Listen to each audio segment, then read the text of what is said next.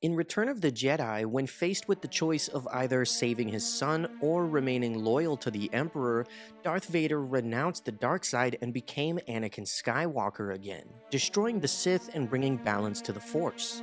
After decades enslaved to the darkness, Anakin was able to break free thanks to the compassion that Luke showed him. Although others over the years had tried to reach him, like Padme, Obi-Wan, and Ahsoka, only Luke was able to. But what was Vader thinking when he decided to save Luke from Palpatine's lightning, sacrificing himself and betraying the Sith in the process? Luckily for us, Vader's thoughts are broken down in two books that I want to look at. The canon book, Skywalker, A Family at War, and the Legends book, The Rise and Fall of Darth Vader. It's important to note that although Vader was conflicted while fighting Luke on the second Death Star, he was still trying his hardest, and he was fully committed to either turning Luke to the dark side or killing Luke if he had to. Even the novelization of Return of the Jedi explains that Vader was trying to beat Luke, but realized that Luke was just too powerful for him. Anyway, I have a whole separate video talking about that. I just wanted to add that context for the fans that like to say Vader only lost because he was conflicted. That's not true. Vader was conflicted, and Luke really started to get through to him when he surrendered on Endor. He just didn't get all the way through. As Vader watched Luke being attacked by Palpatine's lightning, he thought of everything that his son had done for him. On Endor, Luke had called him Anakin, which meant something to him no matter how hard he tried to deny it. Luke was the first person to see past the mask of Vader since Padme had pleaded with him on Mustafar. However, unlike Padme, who shared a long and loving relationship with Anakin, Luke had no reason to offer his father unconditional love. They had no relationship. Luke's compassion startled Vader as the conflict within his psyche grew. But although their conversation on the forest moon had left Vader sad and in pain, he still believed himself past the point of redemption.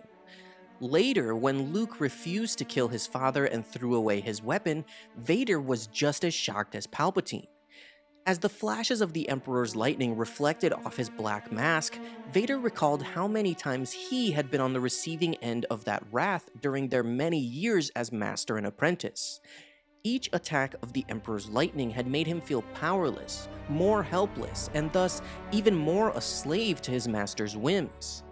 Vader realized that there was no real trust between him and the Emperor, no sense of equality, and certainly no love. Palpatine had refused to allow him any connection to the man he had once been, sensing the danger of Anakin's humanity. Any hint of Anakin within Vader over the years was met with pain.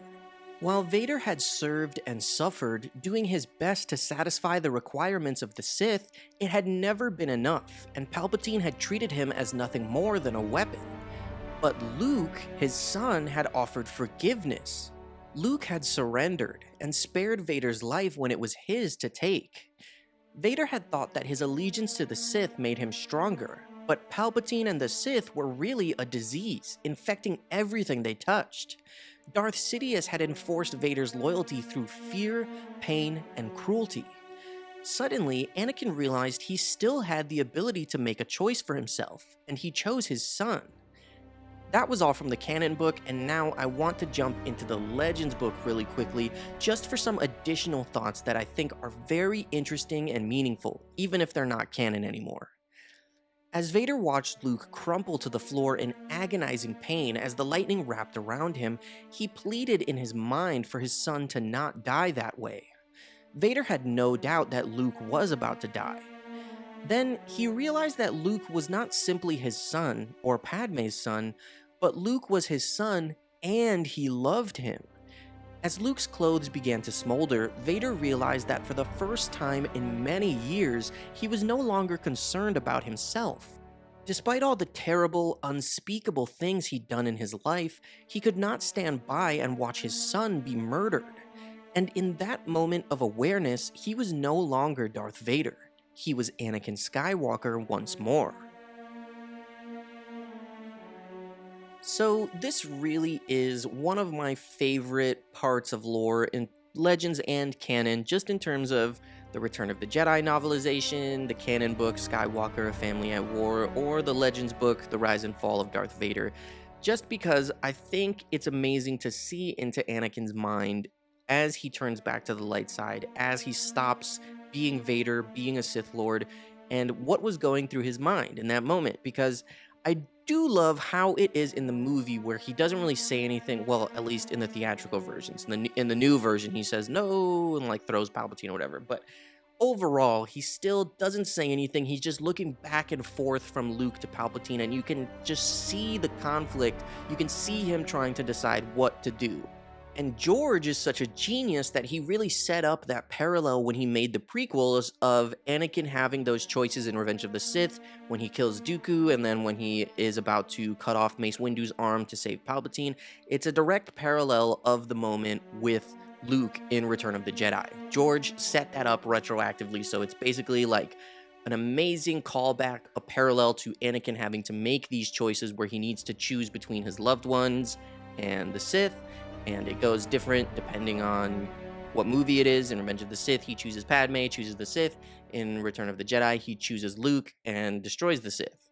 And I think that, obviously, the prequel trilogy fills in those gaps, and seeing Anakin in Revenge of the Sith makes it much more satisfying to see him redeemed in Return of the Jedi. And something that I really, really love about specifically the Legends book is how it says that Anakin, for the first time in many years, Anakin is not concerned about himself. Because that's such a big part of Anakin's character. Yes, he wanted to possess his loved ones and save them from death or whatever with his mother and Padme from death and childbirth. And while he is trying to save them, he's trying to save them for selfish reasons. He has that attachment. He cannot let go and accept the will of the Force like a Jedi would. He is selfish. He needs to possess his loved ones. He needs to control them. He needs to always have them with him. So that's why he became Darth Vader in the first place. He tried to go against the will of the Force. He tried to hold on to his loved ones, and then he became a Sith Lord in the process. In Return of the Jedi, when he sees Luke being electrocuted and he knows Luke is about to die, he knows if he attacks Palpatine and gets hit with the lightning, he'll probably die. But he's not concerned about himself anymore. It's the first time in many years that he is not worried about what's going to happen to him. He only cares about saving Luke. That is the only thing that's on his mind now as he comes back from being on the dark side for, 20 odd years, 23 years, whatever it is. And I love that because the dark side is corruption of the mind. And when Vader returned to the light side, it's like he finally realized things. He could let go of himself. He could save Luke and sacrifice himself in the process. And that's actually something that I really like. I made a video recently about Anakin's thoughts when he died and became one with the Force. And that's from the book Return of the Jedi from a Certain Point of View. The short story is called Brotherhood. But that is fleshed out even more in that story where Anakin realizes that he doesn't need to fix everything himself. Like, Luke and Leia are going to do that now, and he can let go. And I just think that's beautiful. I think that's amazing to have Anakin go through that growth after all of the terrible, horrible things he did and how much of a terrible person he was as Darth Vader. And however you feel about his redemption and whether redemption should be deserved or not, blah, blah, blah. His redemption in Return of the Jedi is awesome. I think that's obviously he is the Jedi that returned. So however you feel about it, I hope that you enjoyed this information, this story. Thank you so much for watching this video. Make sure to like and subscribe if you did enjoy it. I would appreciate it. And as always, may the Force be with you.